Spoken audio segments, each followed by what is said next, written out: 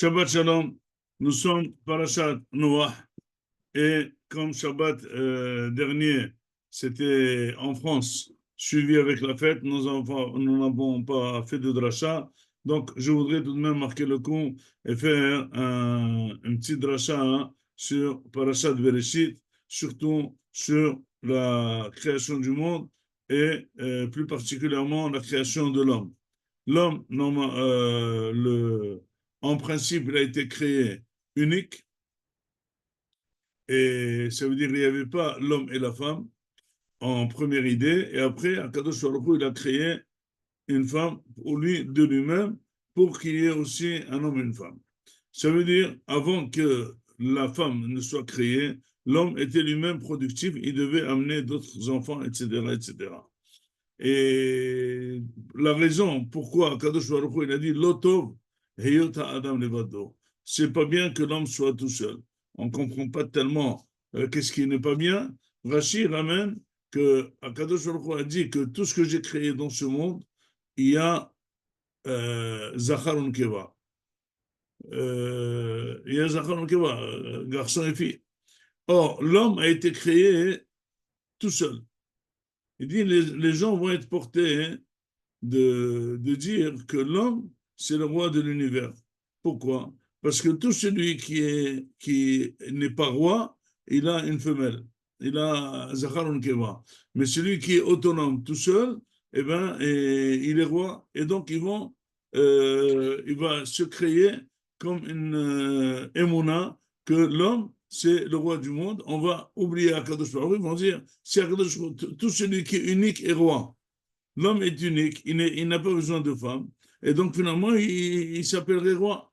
Pour ne pas se tromper, il lui a créé une femme.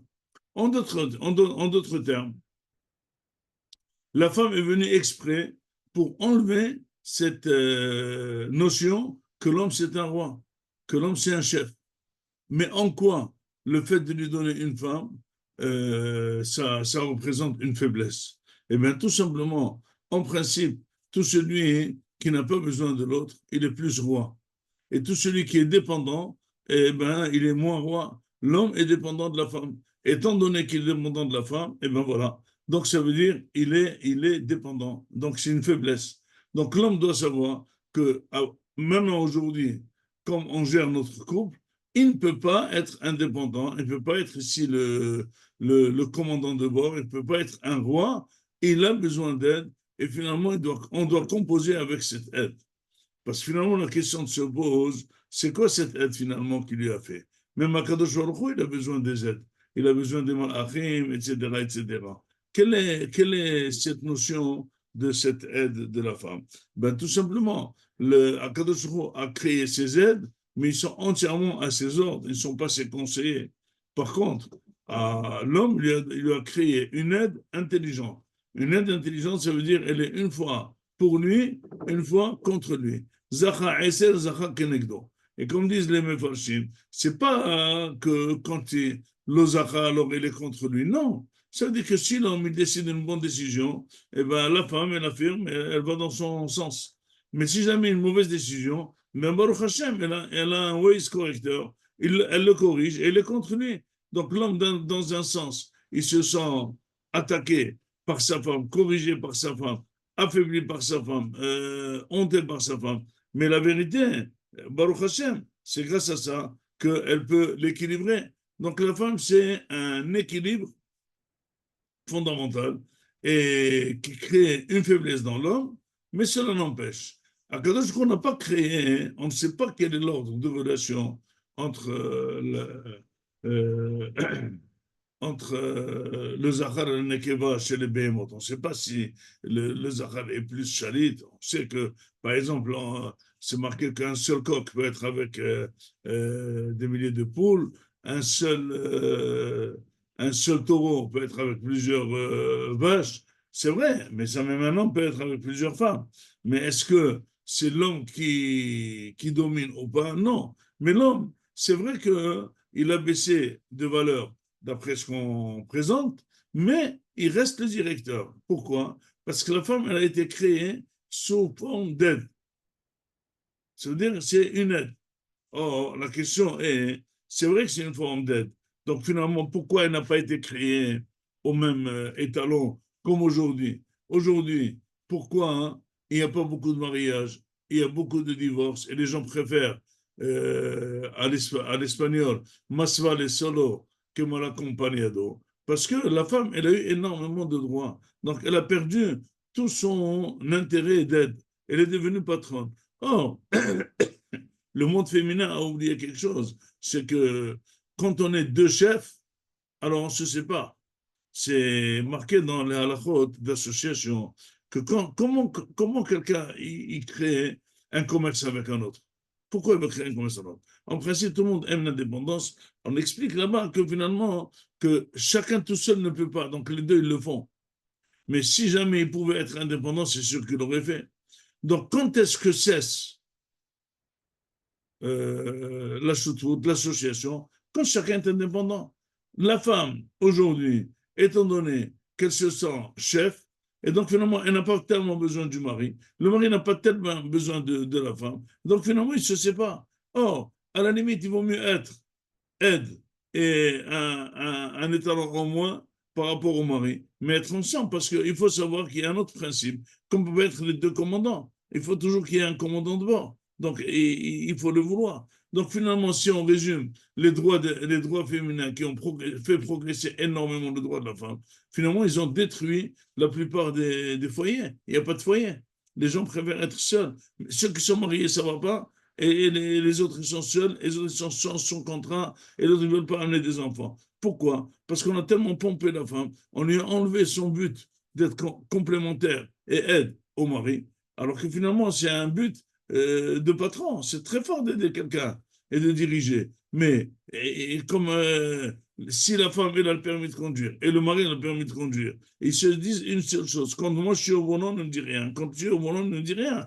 Et il faut qu'il y ait un conducteur. Donc, chaque couple se construit les choses fondamentales que le mari décide, les autres que la femme décide, et finalement, mais il y a des décisions qu'il faut laisser conseiller, conseiller, conseiller. Au bout du rouleau, il faut bien qu'il y ait quelqu'un qui décide. Et ça, c'est pas le coup, c'est pas le cas. Et c'est pour ça qu'on voit aujourd'hui, en l'an 2024, des couples qui sont construits d'une autre manière, avec une autre intelligence, avec une autre conception, les couples religieux, où le caveau du mari est fort, mais cela n'empêche, ça n'empêche pas la femme. Seulement, elle est très heureuse.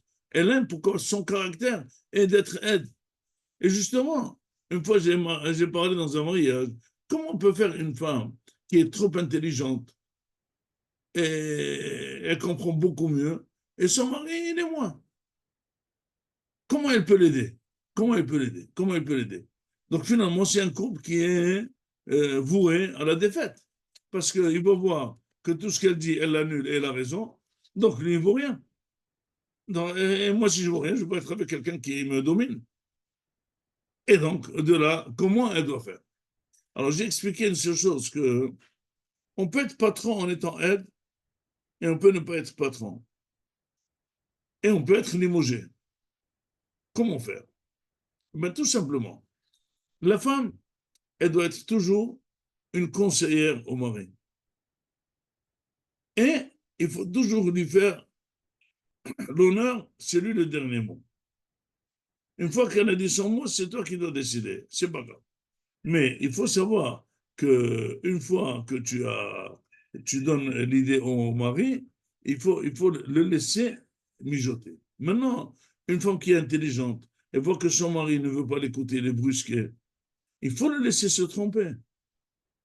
Il est parti acheter du poisson très cher. Tu dis non, il y a moins cher. Pourquoi tu es parti là-bas? Non, il ne faut pas nous gueuler. Tu dis ok, tu as raison, c'est bien, c'est pas grave. Il faut se rendre compte de lui-même, il ne va plus faire ça. Il est en train de conduire. Tu dis non, le 19e, c'est à droite, c'est pas à gauche. Non, laisse-le aller à gauche.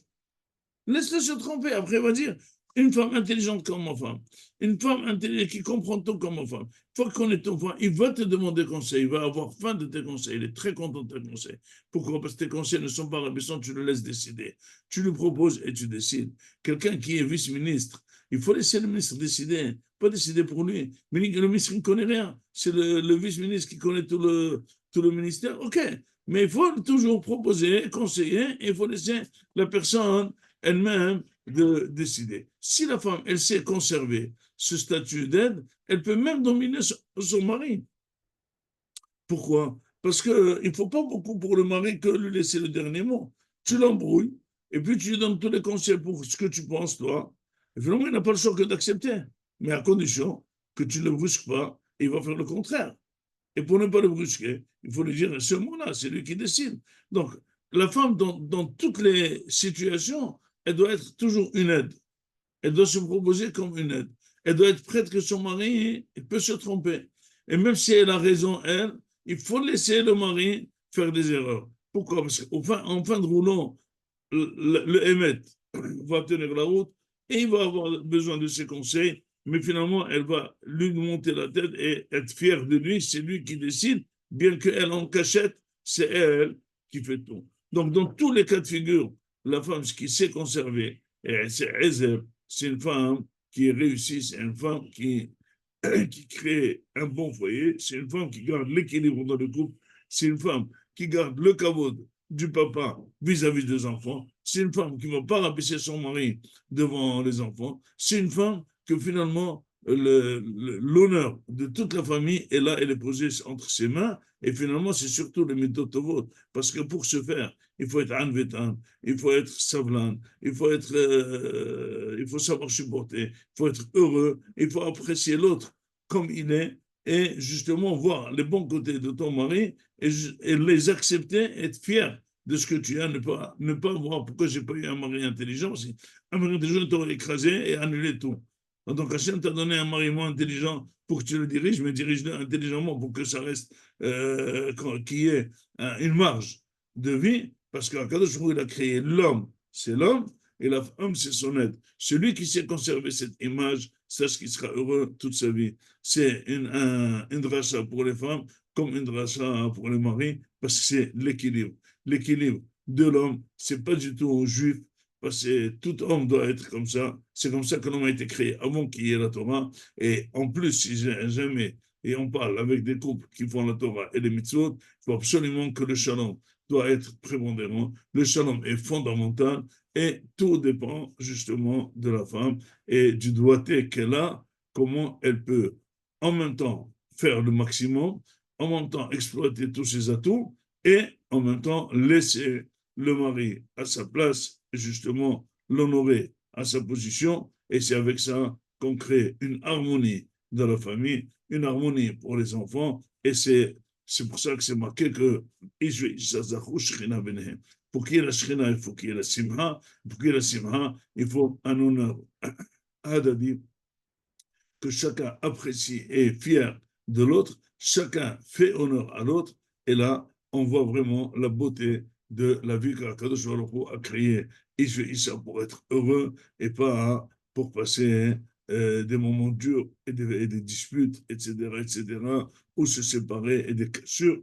Non. Donc, il faut absolument arriver à corriger le tir. Si on y arrive, et créer cette harmonie voulue par Akadosh Baruch Hu, et c'est ça la mitzvah de la Sema. Je souhaite à tous Shabbat Shalom Vora. Profitez de Shabbat, Zechel Maaseh Bereshit. Maintenant, les Shabbatot en hiver, ils sont longs pour préparer d'abord de très bons repas, mais en plus de très bons divrei Torah, de la chanson, des accompagnements, qui est la bonne ambiance à la maison. Il faut savoir chanter avec tous les enfants. Il faut faire participer. Il faut préparer un Dvar Torah adéquat à l'entourage. Il ne faut pas tellement parler de ni politique, ni rien du tout. Et avec ça, en créant cette harmonie de Shabbat Kodesh, alors là, on s'est marqué que Shabbat Himekor, la bracha, c'est une source de la bracha. Finalement, on se ressource. Et on a toute la bracha pour les 6 jours pour réussir dans tout ce qu'on fait. Shabbat Shalom. Voilà.